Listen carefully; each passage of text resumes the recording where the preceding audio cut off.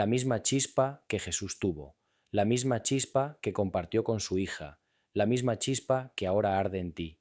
Y esa chispa no puede ser apagada por ninguna narrativa oficial, no puede ser borrada por ninguna persecución histórica, no puede ser negada por ningún silencio institucional, porque la verdad, como he dicho desde el principio, tiene una forma extraña de sobrevivir, y la verdad es esta, que fuiste hecho para amar, para vivir plenamente, para honrar lo humano como reflejo de lo divino, para ser, en el sentido más profundo, un hijo, una hija de la luz. Y eso, amigo mío, es lo que significa ser el legado de Jesús, no llevar su apellido, sino llevar su espíritu, su amor, su valentía, su humanidad. Y cuando vives así, cuando encarnas eso, entonces no importa si la historia oficial reconoce a su hija, porque tú te conviertes en su hija, en su hijo, en la prueba viviente de que su mensaje no murió, de que sigue vivo, de que sigue transformando vidas, y esa es la verdadera resurrección. No solo la de su cuerpo hace 2000 años, sino la de su espíritu, aquí y ahora, en ti. JJ Benítez nos dio un regalo, no respuestas definitivas, sino preguntas que nos obligan a pensar, que nos invitan a explorar, que nos desafían a no conformarnos con la versión oficial de nada. Y al final esa es la mayor enseñanza, que la verdad no es algo que se te da, es algo que buscas, algo que descubres, algo que encarnas. Y si hay una hija de Jesús, si hay un linaje sagrado, si hay una historia oculta que espera ser redescubierta, entonces que sea redescubierta en ti, en tu vida, en tus elecciones, en tu amor, porque esa es la única historia que realmente importa, no la del pasado, sino la que estás escribiendo ahora, la que estás viviendo, la que estás creando con cada decisión, con cada acto de amor, con cada momento de valentía. Y cuando vives así, honras no solo a Jesús, honras a su hija, a su compañera, a todos aquellos cuyas historias fueron borradas, porque les das voz, les das vida, les das continuidad. Y esa, amigo mío, es la resurrección más poderosa de todas, no de un cuerpo en una tumba, sino de una verdad en el corazón humano, una verdad que dice, ama, vive, sé plenamente humano, porque en eso y solo en eso encontrarás lo divino. Y cuando lo encuentres, cuando lo encarnes, entonces sabrás, sin duda alguna, que eres parte del linaje sagrado, no por sangre, sino por elección, por amor, por valentía. Y esa es la verdad sobre la hija de Jesús, que no está perdida en el pasado, está viva en ti, esperando despertar, esperando que tengas el valor de reconocerla, de honrarla, de serla. ¿Lo harás? Fin del guión. 8247 palabras. Hay momentos en la historia en los que una sola palabra, un solo descubrimiento, puede cambiar para siempre la forma en que comprendemos quiénes somos, y lo que estás a punto de escuchar no es especulación, no es fantasía, es el resultado de años de investigación, de textos antiguos que han permanecido ocultos, de testimonios que fueron silenciados y de una verdad que ha sido deliberadamente borrada de la narrativa oficial, porque según documentos encontrados en cuevas del desierto, en pergaminos que datan de los primeros siglos después de Cristo, Jesús de Nazaret no solo tuvo discípulos, no solo tuvo seguidores, tuvo una familia, tuvo una compañera y tuvo una hija. Sí, escuchaste bien, una hija. Y su nombre nunca fue mencionado en los evangelios canónicos que conoces, nunca fue proclamado desde los púlpitos, nunca fue enseñado en las escuelas dominicales, pero existió, y su existencia cambia absolutamente todo lo que creíamos saber sobre la misión de Jesús, sobre el propósito de su encarnación y sobre el verdadero mensaje que vino a entregar, porque si Jesús tuvo una hija, entonces no vino solo a predicar, vino a vivir, a experimentar la condición humana en su totalidad, a conocer el amor conyugal, la paternidad, el dolor de la separación y la esperanza de la continuidad.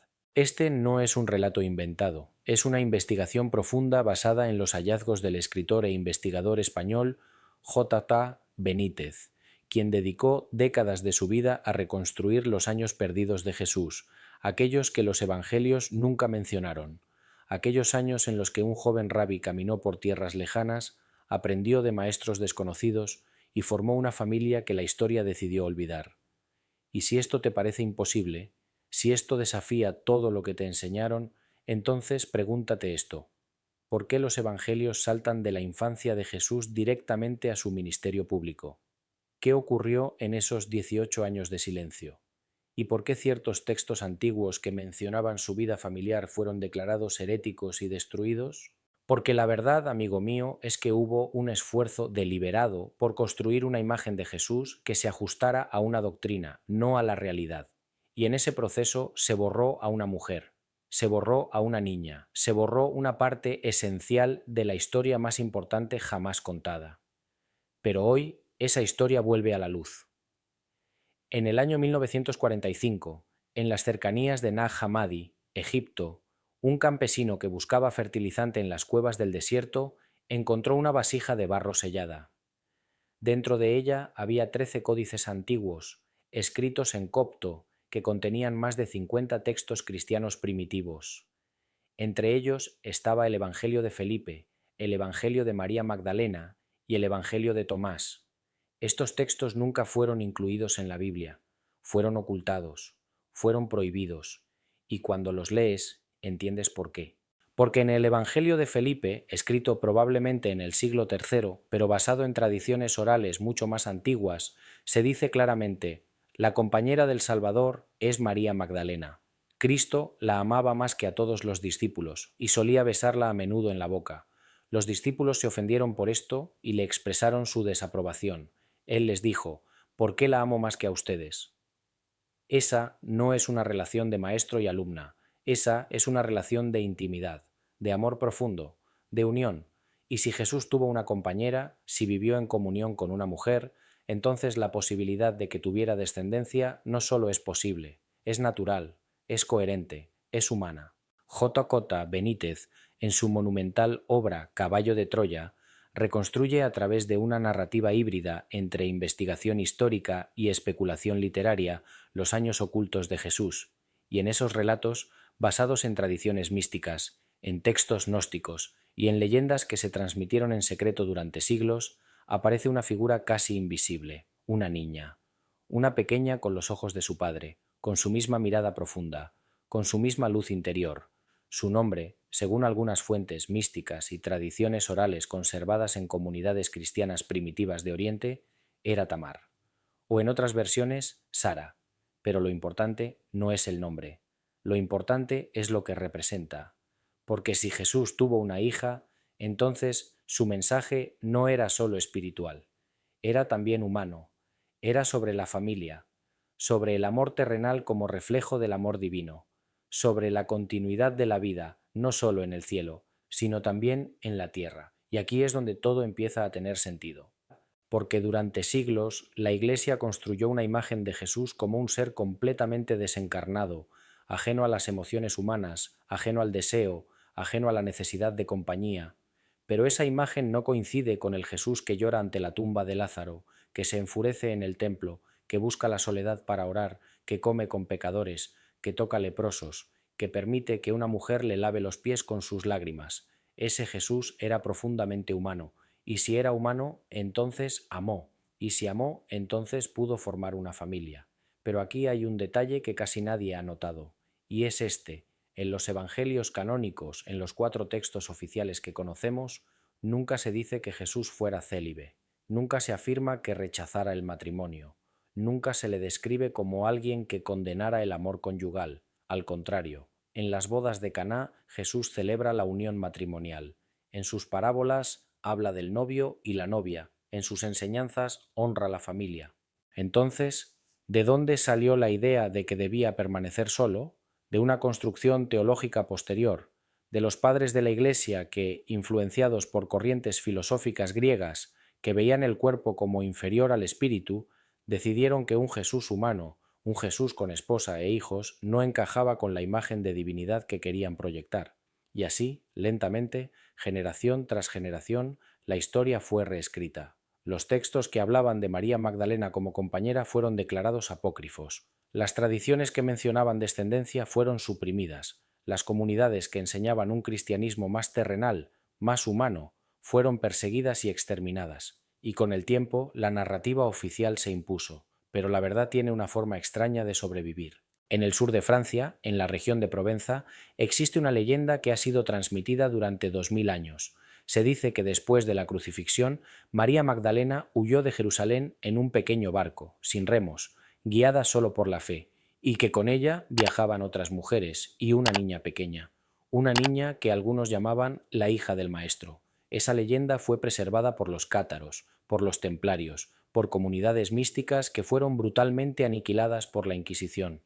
Pero antes de desaparecer, dejaron rastros, dejaron símbolos, dejaron códigos en catedrales, en pinturas, en textos cifrados, y todos apuntaban a lo mismo, que el linaje de Jesús no terminó en la cruz, que continuó, que se preservó, que fue protegido. Y J. Benítez, con su característica mezcla de rigor investigativo y narrativa apasionada, exploró esa posibilidad, no como dogma, no como verdad absoluta, sino como una puerta abierta a la reflexión, como una invitación a preguntarnos, ¿y si todo lo que nos enseñaron fue solo una versión de la historia? ¿Y si la verdadera historia es mucho más rica, mucho más humana, mucho más bella? Porque si Jesús tuvo una hija, entonces su legado no es solo espiritual, es también genético, es también emocional, es también profundamente terrenal. Volvamos por un momento al Evangelio de María Magdalena, otro de los textos encontrados en Nag Hammadi. En él, María relata enseñanzas secretas que Jesús le confió solo a ella, enseñanzas que nunca compartió con los otros discípulos. Y Pedro, celoso, pregunta: ¿acaso habló privadamente con una mujer y no abiertamente con nosotros? ¿Vamos a escucharla a ella ahora? Y Leví responde: si el Salvador la hizo digna, ¿quién eres tú para rechazarla? Ciertamente el Salvador la conoce muy bien, por eso la amaba más que a nosotros. Ese pasaje es revelador, porque confirma que existía una relación especial entre Jesús y María, una relación que generaba incomodidad entre los discípulos, una relación que fue deliberadamente minimizada en los textos oficiales. Y aquí es donde la investigación de Benítez cobra fuerza, porque él no solo exploró los evangelios apócrifos, también estudió las tradiciones orales de comunidades cristianas en India, en Cachemira, en Tíbet, donde se dice que Jesús viajó durante los años perdidos, y en esas tradiciones se habla de un maestro llamado Isa, que enseñó sobre el amor, sobre la compasión, sobre la igualdad de la mujer, y que antes de regresar a Judea dejó una familia en el Valle del Indo. ¿Es esto verificable? No con los métodos históricos convencionales, pero es significativo, porque indica que en múltiples culturas, en múltiples tradiciones, existe la memoria de un Jesús que vivió plenamente, que amó plenamente, que experimentó la condición humana en toda su complejidad. Y si eso es cierto, entonces la pregunta ya no es si tuvo una hija, la pregunta es ¿por qué se ocultó? Hay una razón teológica y hay una razón política, y ambas están profundamente entrelazadas. La razón teológica es esta: si Jesús tuvo una familia, entonces su divinidad queda comprometida, o al menos eso es lo que los líderes eclesiásticos del siglo IV creyeron cuando se reunieron en el Concilio de Nicea para definir la doctrina oficial, porque en ese concilio, liderado por el emperador Constantino, se decidió qué textos serían incluidos en la Biblia y cuáles serían rechazados. Y el criterio no fue solo espiritual, fue también político. Constantino necesitaba unificar el imperio bajo una sola religión, y para eso necesitaba un Cristo imperial, un Cristo que no fuera demasiado humano, un Cristo que representara autoridad divina, no vulnerabilidad humana. Y así, los evangelios que mostraban a un Jesús más terrenal, más cercano, más humano, fueron descartados, fueron quemados, fueron prohibidos bajo pena de muerte, y con ellos desaparecieron las referencias a María Magdalena como apóstol, como compañera, como líder espiritual, y desaparecieron las referencias a cualquier descendencia. La razón política es aún más oscura, porque si Jesús tuvo descendencia, entonces existiría un linaje sagrado, una familia con legitimidad espiritual, y eso representaba una amenaza para la autoridad de la Iglesia institucional, porque ¿cómo puede una institución humana reclamar autoridad divina si existe una familia directa del Mesías? Por eso, durante siglos, cualquier mención de ese linaje fue perseguida. Los cátaros, que enseñaban que María Magdalena fue la compañera de Jesús, fueron masacrados en la Cruzada albigense. Los templarios, que supuestamente custodiaban secretos sobre la familia de Jesús, fueron arrestados, torturados y ejecutados. Los gnósticos, que preservaban evangelios alternativos, fueron declarados herejes. Y así la historia oficial se impuso, pero la verdad, como dije antes, tiene una forma extraña de sobrevivir y aquí estamos, 2000 años después, redescubriendo lo que fue borrado. Pero aquí hay algo que va aún más lejos, algo que JJ Benítez exploró con una profundidad que pocos se han atrevido a tocar. Y es esto: si Jesús tuvo una hija, entonces su misión no era solo morir en la cruz, era también vivir, era experimentar el amor en todas sus formas, el amor paternal, el amor conyugal, el amor sacrificial, porque solo experimentando esas dimensiones del amor podía enseñar sobre ellas con autoridad. Piénsalo. Cuando Jesús dice ama a tu prójimo como a ti mismo, no está hablando en abstracto, está hablando desde la experiencia, desde el conocimiento profundo de lo que significa amar, y si tuvo una hija, entonces conoció el amor más desinteresado, más puro, más transformador que existe, el amor de un padre hacia su hijo. Y ese amor lo cambió, lo moldeó, lo preparó para el sacrificio final, porque cuando amas profundamente, cuando tienes algo que proteger, alguien por quien vivir, entonces el sacrificio adquiere un significado completamente diferente.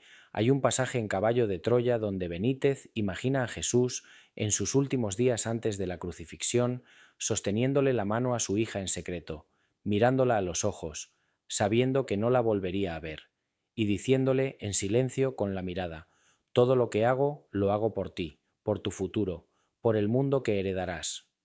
Ese momento, aunque narrativamente recreado, captura una verdad emocional profunda, porque si Jesús fue verdaderamente humano, entonces sintió ese dolor, ese desgarro, esa agonía de la separación, y eso hace que su sacrificio sea aún más poderoso, porque no fue solo un acto místico, fue un acto de amor humano, tangible, real. Espera un momento más, porque lo más importante está a punto de revelarse. En los textos gnósticos, en especial en el Evangelio de Felipe, hay una frase enigmática que durante siglos ha sido malinterpretada. Dice: la compañera del Salvador es la Sofía. Sofía significa sabiduría, y durante mucho tiempo los teólogos interpretaron eso como una metáfora espiritual, como si Jesús estuviera unido a la sabiduría divina en un sentido abstracto, pero hay otra interpretación, una que JJ Benítez y otros investigadores han considerado, y es que Sofía podría ser un nombre o un título, y que María Magdalena, como portadora de las enseñanzas secretas, como custodio del verdadero mensaje, era conocida como la Sofía, la sabiduría encarnada, y si ella era la Sofía, entonces su hija, la hija de Jesús, era la continuadora de esa sabiduría, era la portadora del linaje no solo genético, sino también espiritual, era la heredera del conocimiento que Jesús vino a entregar. Y aquí es donde la historia se vuelve casi mística, porque según algunas tradiciones preservadas en el sur de Francia, esa niña creció en secreto, protegida por comunidades de mujeres, y cuando fue mayor, enseñó, sanó, guió y transmitió el verdadero mensaje de su Padre, que lo divino no está separado de lo humano, que el cielo y la tierra no son opuestos, que el amor, en todas sus formas, es el camino hacia lo sagrado. Esa enseñanza fue preservada en círculos místicos, en órdenes esotéricas, en comunidades que se escondieron de la persecución, y aunque la historia oficial nunca la reconoció, su influencia se sintió. Se sintió en el culto a la Virgen Negra, que muchos creen representa en realidad a María Magdalena. Se sintió en las leyendas del Santo Grial, que no es un objeto, sino un linaje. Se sintió en las catedrales góticas, donde símbolos femeninos, símbolos de fertilidad, símbolos de continuidad, fueron tallados en piedra, y todo eso apunta a una verdad incómoda, que el cristianismo oficial, el cristianismo del poder, del imperio, de la institución, ocultó la mitad de la historia, la mitad femenina, la mitad humana, la mitad que hacía de Jesús no solo un Dios, sino también un hombre completo. Entonces, ¿qué significa todo esto para nosotros hoy? ¿Por qué importa si Jesús tuvo una hija o no? Importa porque cambia radicalmente cómo entendemos el mensaje de Cristo. Si Jesús fue completamente humano, si experimentó el amor conyugal, si conoció la paternidad, entonces su enseñanza sobre el amor no es teórica, es vivida, es encarnada, y eso la hace infinitamente más poderosa. Importa porque restaura la dignidad de lo humano. Durante siglos, el cristianismo institucional enseñó que el cuerpo es pecaminoso, que el deseo es impuro, que la sexualidad es algo de lo que avergonzarse. Pero si Jesús amó a una mujer, si tuvo intimidad, si formó una familia, entonces todo eso queda redimido, todo eso es santo, todo eso es parte del plan divino. Importa porque eleva el papel de la mujer. María Magdalena no fue una prostituta arrepentida, como la propaganda eclesiástica la pintó durante siglos. Fue una líder espiritual, fue la compañera del Mesías, fue la madre de su hija, y fue la primera en ver a Jesús resucitado, lo cual en la cultura judía de esa época era un honor reservado solo para los más cercanos, los más dignos. Y si ella fue todo eso, entonces las mujeres no son secundarias en el plan divino, son centrales, son esenciales, son portadoras de sabiduría, de vida, de continuidad. Y eso, amigo mío, es revolucionario. Eso desafía 2000 años de patriarcado religioso. Eso abre la puerta a una espiritualidad más equilibrada, más completa, más humana. J.Z. Benítez no es un teólogo tradicional, no es un sacerdote, no es un académico encerrado en una universidad, es un investigador incansable, un narrador apasionado, un buscador de verdades incómodas, y a lo largo de su vida ha sido criticado, ridiculizado, censurado, pero también ha sido leído por millones, porque lo que él ofrece no son respuestas fáciles, son preguntas profundas, son invitaciones a pensar, son puertas abiertas hacia misterios que creíamos cerrados. Y en su exploración sobre la hija de Jesús, Benítez no afirma tener pruebas definitivas, no presenta un certificado de nacimiento, no tiene una fotografía, pero presenta algo más valioso, un hilo conductor de evidencias indirectas, de silencios sospechosos, de tradiciones que se niegan a morir, y nos invita a considerar la posibilidad, a abrirnos a la idea de que la historia oficial no es la única historia. Y cuando haces eso, cuando te permites cuestionar, algo se abre dentro de ti, algo que había estado dormido, una curiosidad, una sed de verdad, un deseo de conocer no la versión oficial, sino la versión real. Y esa búsqueda, esa sed, ese deseo, es en sí mismo espiritual, porque buscar la verdad es buscar a Dios, y Dios, el verdadero Dios, no tiene miedo de la verdad, no tiene miedo de la humanidad de su Hijo, no tiene miedo de que descubramos que Jesús amó, que vivió, que experimentó la plenitud de la vida, porque esa es precisamente la belleza de la encarnación, que Dios se hizo humano, completamente humano, y si fue completamente humano, entonces conoció el amor en todas sus formas. Pero aquí hay algo aún más profundo, algo que quiero que realmente entiendas, y es que la posibilidad de que Jesús tuviera una hija no disminuye su divinidad, la confirma, porque la verdadera grandeza de Jesús no está en que fuera un ser distante, inaccesible, ajeno a nuestras luchas, está en que vivió como nosotros, en que experimentó el dolor, la alegría, el amor, la pérdida, en que conoció la vulnerabilidad de amar a alguien más que a ti mismo, en que sintió el miedo de perder lo que más amas, y aún así eligió el sacrificio, eligió la cruz, eligió entregarse por un ideal más grande. Eso, amigo mío, es lo que hace que su ejemplo sea digno de seguir, no su distancia, su cercanía, no su perfección inmaculada, su humanidad completa, y si tuvo una hija, entonces cada padre, cada madre puede mirar a Jesús y decir, Él me entiende, Él sabe lo que es amar a un hijo, Él sabe lo que es proteger, cuidar, sacrificarse.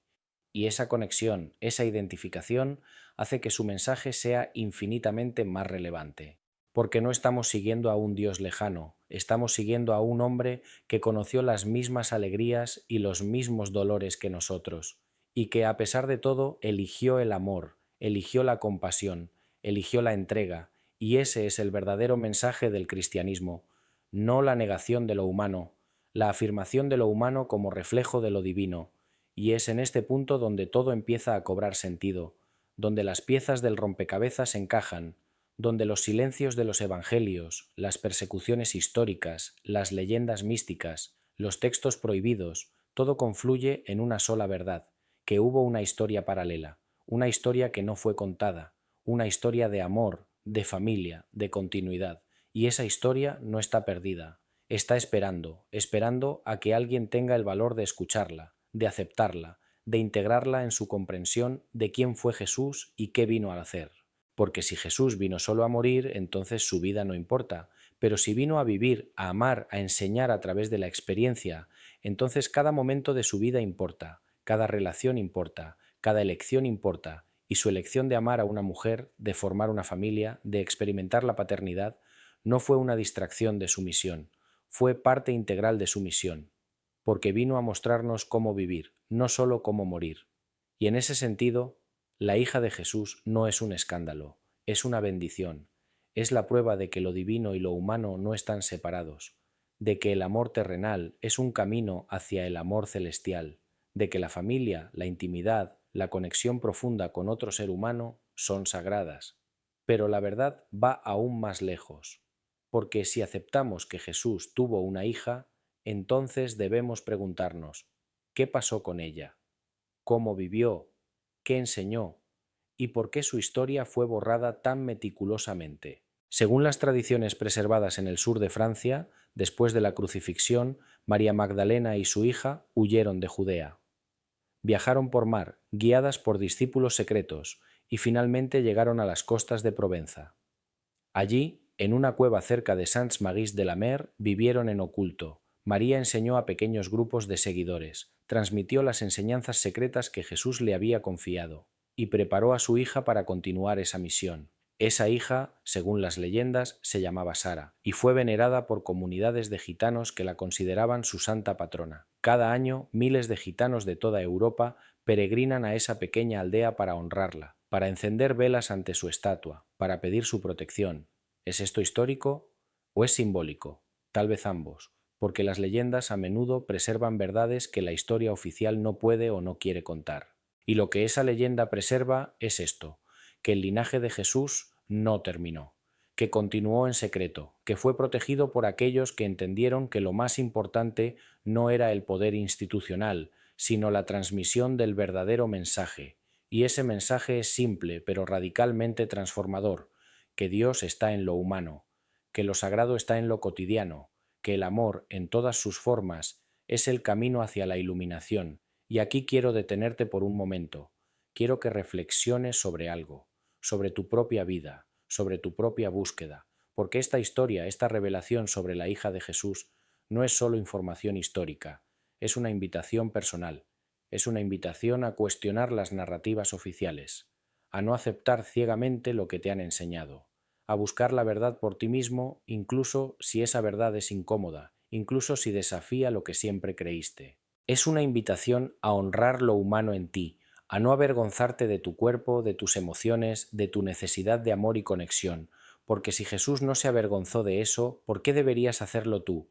Es una invitación a valorar lo femenino, a reconocer que la espiritualidad no es solo masculina, que la sabiduría no es solo racional, que lo divino se manifiesta tanto en la fuerza como en la vulnerabilidad, tanto en la autoridad como en la receptividad, y es una invitación a vivir plenamente, a no esperar al cielo para empezar a amar, a no posponer tu vida esperando una redención futura, porque si Jesús vivió plenamente, entonces esa es la enseñanza. Vive ahora, ama ahora, sé plenamente humano ahora. Guacoda Benítez, en una entrevista, dijo algo que me impactó profundamente. Dijo: si Jesús no hubiera sido completamente humano, entonces su ejemplo no nos serviría de nada, porque no podríamos seguirlo. Sería como pedirle a un pez que vuele. Pero si fue humano, si amó, si sufrió, si tuvo familia, entonces podemos mirarlo y decir: yo también puedo hacer eso, yo también puedo elegir el amor, yo también puedo entregarme, yo también puedo vivir con propósito. Y esa es la clave, esa es la razón por la que esta historia importa, porque nos devuelve un Jesús que podemos seguir, un Jesús que no es una figura lejana en un vitral, sino un hombre que caminó por el polvo, que abrazó a sus seres queridos, que lloró, que rió, que amó. Y si él pudo hacerlo, nosotros también podemos. Pero hay un último detalle, una última revelación que necesitas escuchar, y es que la hija de Jesús, si existió, no fue solo un dato histórico, fue un símbolo de continuidad, de que la misión de Jesús no terminó en la cruz, de que su mensaje no murió con él, de que la semilla que plantó sigue creciendo generación tras generación. Y tú, escuchando esto ahora, eres parte de esa continuidad, eres parte de ese linaje, no genético, sino espiritual. Porque cada vez que eliges el amor sobre el odio, la compasión sobre el juicio, la verdad sobre la comodidad, estás honrando el legado de Jesús. Estás siendo su hijo, su hija, en un sentido muy real. Y esa es la verdadera revelación. No que Jesús tuvo una hija biológica hace 2000 años, sino que cada uno de nosotros, cuando vivimos de acuerdo con su enseñanza, nos convertimos en sus hijos, en portadores de su mensaje, en continuadores de su misión. Y esa misión no es construir templos, no es acumular poder, no es controlar a otros, es simplemente esto: amar, amar profundamente, amar sin condiciones, amar incluso cuando duele, porque ese es el legado que Jesús dejó, y si tuvo una hija, ese es el legado que le dejó a ella, y ese es el legado que nos deja a nosotros. Y entonces al final la pregunta no es si Jesús tuvo una hija, la pregunta es: ¿estás dispuesto a vivir como si fueras su hijo? ¿Estás dispuesto a honrar su humanidad honrando la tuya? ¿Estás dispuesto a amar tan profundamente que estés dispuesto a sacrificarte por ello? Porque esa es la invitación, esa es la llamada. Y no viene de una institución, no viene de un dogma, viene de lo más profundo de tu ser, de esa parte de ti que reconoce la verdad cuando la escucha,